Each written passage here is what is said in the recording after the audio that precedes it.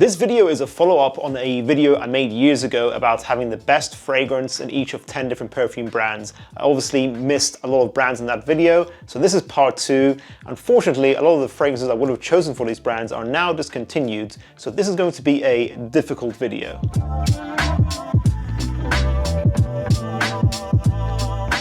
Speaking of fragrances that are going to be discontinued, after Mr. Fragrance's current batch runs out, it will no longer be in production. Because so many of you asked for it, you can now actually try Mr. Fragrance in a sample on its own to purchase before you buy the full 100 ml bottle. This sample will be on sale in the UK 2 p.m. time. This is not available to purchase at the moment. It's going to be available on Monday for 48 hours to purchase. So if you want to be one of the first people to get it, because we're only going to sell 50 copies of each sample for each region, so it's very limited, and only the people who've been notified on the notify me by email link on the product page, they'll be the first people to find out about it. So make sure to go for that. It's first come, first serve. So I'll let those people know first, and then everyone else will get to find out through other platforms where I'll announce it on. So make sure to go to that product link, guys. I'm going to put it down in the description down below.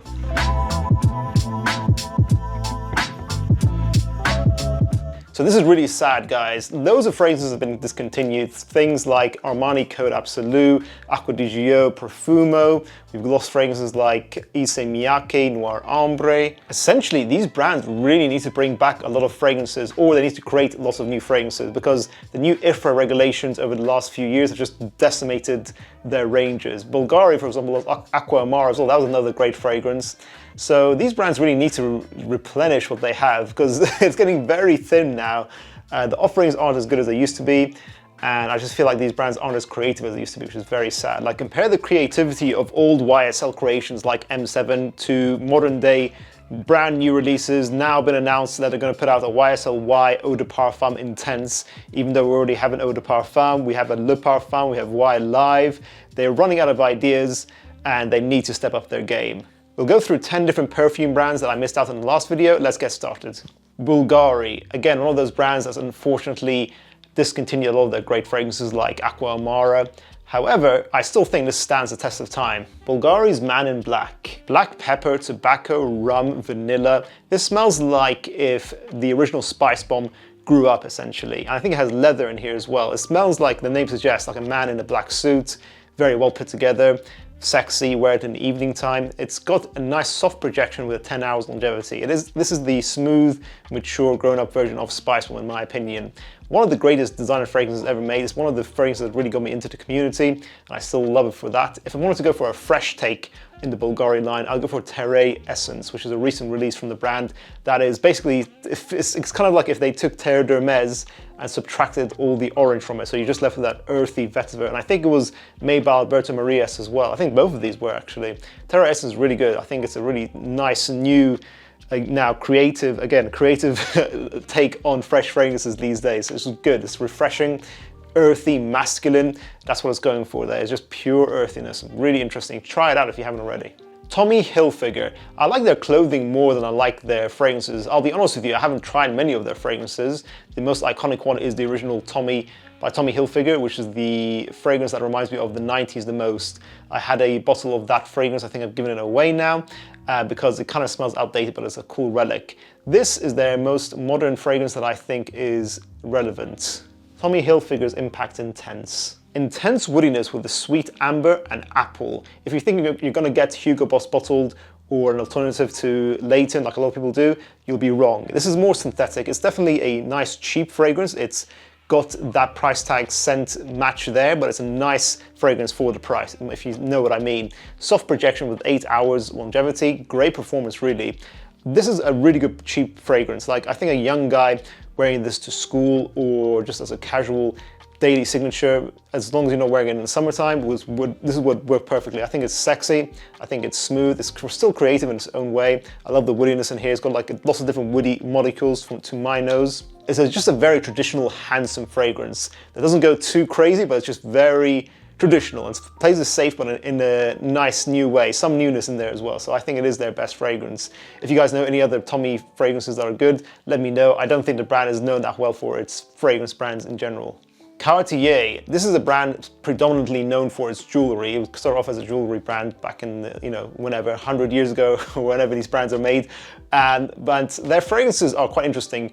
I like the fact that they don't usually play it safe. A few of the fragrances are extremely generic, and a few are extremely challenging and actually smell a little bit outdated, unfortunately. But at the same time, they do smell very French and creative. If you want creative French perfumery, Cartier is the brand for you. I wanted Declaration d'Ensoir when I went to the store. I wanted to try out before it got discontinued. Again, sadly, another discontinued scent. This fragrance here, as well as its eau de parfum concentration, I think are the best currently. L'Envol de Cartier. This is the eau de toilette, and it's got a cool little twisty cap like that. Citruses, musks, and honey. It's got a nice, interesting honey note that makes it iconic and distinct. This is like a all year round signature you can wear as casual, I'd say. It takes the honey note and makes it really sexy, in my opinion. L'Envol, I love it because it is a nice balance between creativity and wearability. The eau de parfum, I think, smells a little bit better, but it's a little bit less versatile, so bear that in mind. It smells a bit more sweet, dense, more iris heavy, which is interesting, but again, as I said, not as versatile. I get 8 hours longevity with eau de toilette with a moderate projection. Hugo Boss. I think this brand plays it too safe in general. I don't think they are in their heyday like they used to be. They probably still sell a lot, but they're not very creative for us fragrance guys who really love fragrances in the art form. Again, sadly, Boss Bottled Intense Eau de Parfum is discontinued. So nowadays, actually, it's a fragrance I've tried in store. I think it's their best fragrance currently, but I wasn't impressed enough to actually pull the trigger on a bottle. That is the scent Le Parfum. The scent is a DNA from the brand that usually has a maninka fruit, has a leather note in there as well. I think the Le Parfum goes into a more woody direction. It smelled a lot more masculine, mature, a bit more refined. I felt like it really improved the previous the scent iterations. So I think the scent original is quite boring. The scent Private Accord is an improvement, but it's not that versatile. I think Le Parfum, if you want a mature, refined, woody signature, is really good. I think you should check it out. Hermes, refined, French, known for their handbags that cost way too much. Their perfumery, again, Jean-Claude Elena was hugely involved, and I really like him. He's one of my favorite perfumers. For us men, we're quite limited. They have their own Jardin sur le series. They have that series that's quite natural perfumery that is going to recreate notes found in gardens and in nature, which is very creative. Jean-Claude Elena is very passionate about those fragrances. I used to have Sur le Nid, which is gorgeous, but it's not masculine enough for my likings. I think I've tried Sur le Toit as well, if I pronounce that correctly. But of course, it's always going to be this fragrance is my #1 from the brand, Terre d'Hermes. I like the eau de toilette the most. Terre d'Hermes, I've spoken about it so many times. Woody, earthy, orange, professional, distinct, lots of character. If you want to smell like a boss to wear as a signature, just get the eau de toilette. The Parfum is, again, smells a little bit better, but a little bit less versatile. And it's probably lost a lot longer now. Apparently this is reformulated now, unfortunately. But I would say, just in general, the entire Terre d'Hermes line is fire. The Eau Fraiche, again, discontinued, but the new, what's it called? It's the one with the grapefruits. But the replacement for Eau Fraiche, I'm editing Unicorn Pill on screen, is not bad. It's not as good as Eau Fraiche in my opinion, it's not bad. Eau Intense Vetiver, I thought was excellent as well. A very interesting take on taking away the orange here, just going for the vetiver aspect of Terre d'Hermes. Jean-Claude Elena is a master at what he does, so I really do respect the Terre d'Hermes line. It is worth the hype. The next brand is Dior. This is a big juggernaut that goes head to head with Chanel. Now, fair play to them, most of the fragrances aren't really discontinued, which is really impressive. Even fragrances like Eau Sauvage from the 60s are still around. Their stuff definitely has been reformulated. There's a lot of good choices to choose from. A lot of you guys may disagree with my choice, but I definitely put this as #1. Dior's Fahrenheit. This will be closely followed by Ombre Nuit. I think that's a fantastic release in their private line. But Fahrenheit, the reason I chose it is because it has a lot of character. It has a lot of versatility, great performance. It's got everything that I need in a fragrance. And I just kind of feel like this is one of those fragrances that's so unique that you will just wear it for decades to come. It'll be a Hall of Fame fragrance forever. But other fragrances they've made, I kind of don't relate to them as much. I feel like they don't have that masculinity, that piercingness. This smells like petroleum and leather. Like, that is insane how this can smell. Like, that combination can smell so professional as well. Like, this can really show different sides to a man. It can be his bad boy-esque side as well as his professional side. That's why I think Fahrenheit is a masterpiece. and I have it as my #1 for Dior. Also, a lot of people don't know this is one of the first major ISOE super fragrances. So this actually inspired most fragrances in the modern market. Terre Hermes wouldn't have 55% ISOE super if this didn't pioneer having 25% ISOE super. Something to note as well. Yves Saint Laurent, great brands. I think they're cool. They're a nice, affordable, cool designer brand for fragrances. But I do think their creativity is waning. They're playing it too safe. And this choice I made here is one of their old fragrances, really. Like, I think ever since Sauvage came out, it's ruined a lot of brands. People just want to copy Sauvage, go for one DNA that they know will work. I think that they're missing their heyday with fragrances like YSL L'Homme and La Nuit de l'Homme. And basically, this is La Nuit de l'Homme, just modernized. La Nuit de l'Homme Bleu Electrique. Available in some regions, this is a masterpiece. Honestly, if you can get it, just buy it. It's extremely sexy, romantic, cardamom, balanced out with lavender and woody notes. But then this is made more fresh and more modern with the Bleu Electrique flanker. It lasts 6 to 8 hours on my skin. I think a lot of people do go nose blind to this, but so try bringing down a number of sprays you go for if that's the case, because nose blindness can actually happen from applying too much fragrance. Your nose gets saturated. So try that if that's an issue with you guys. But yeah, try to get this if you can. Like, even if you don't like it, you can probably sell it on later on, because this is so highly sought after.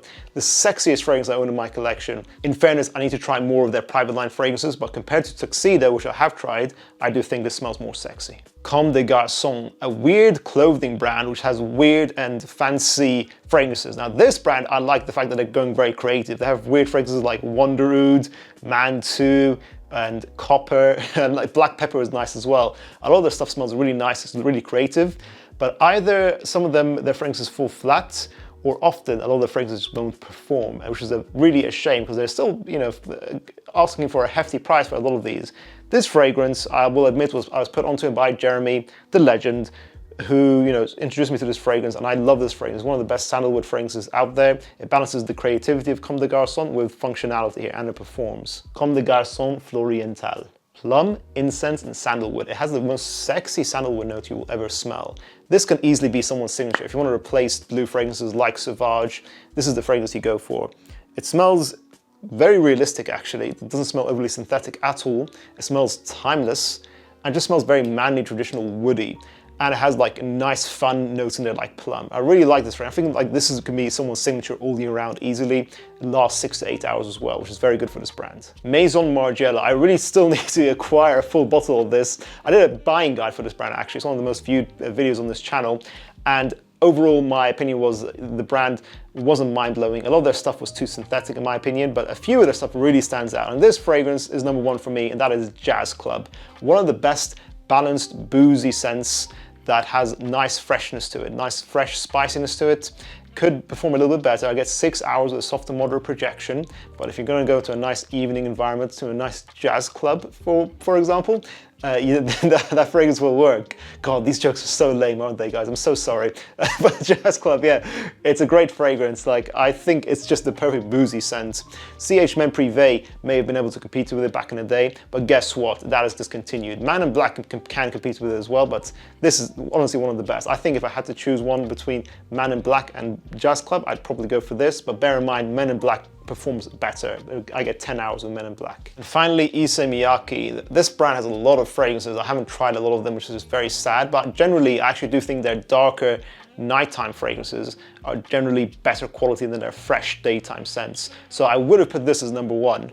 Isemiyaki Noir Ambre. But unfortunately, I think this is discontinued. Of course, the theme of this video today, guys. Very sad. This is a beastly amber fragrance. For those guys who complain about the one Eau de Parfum not performing, this is the fragrance you replace it with.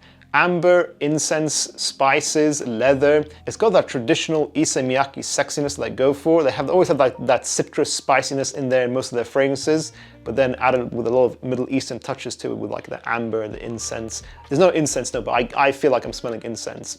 This was a masterpiece. Unfortunately, discontinued. So I would have said, okay, my second pick would have been Pulse of the Night by Isemiyaki, also fantastic. Discontinued. So I will say that probably from what I've tried, from my limited experience, I would say their best is currently Isemiyaki Pour Homme Intense, which is very good for the price. It is lemon with incense, as well as aquatic notes, and I think a lot of ambroxan. It does smell synthetic, but it's a great fragrance for the price. It's got beast mode performance. It's sort of like if you took Club de Nuit Intense or the Aventus DNA, took out the pineapple, it became a little more serious, woody, smoky, citrusy. It's just the more serious take on that DNA. I think it's very sexy and it's very long lasting. 10 hours performance is what I got. You have to have quite a serious personality for it. There's no playfulness in that DNA, but for the price, I think the quality is great. And that concludes this video, guys. Yeah, I'm sorry that a lot of the fragrances I wanted to put as #1 have been discontinued.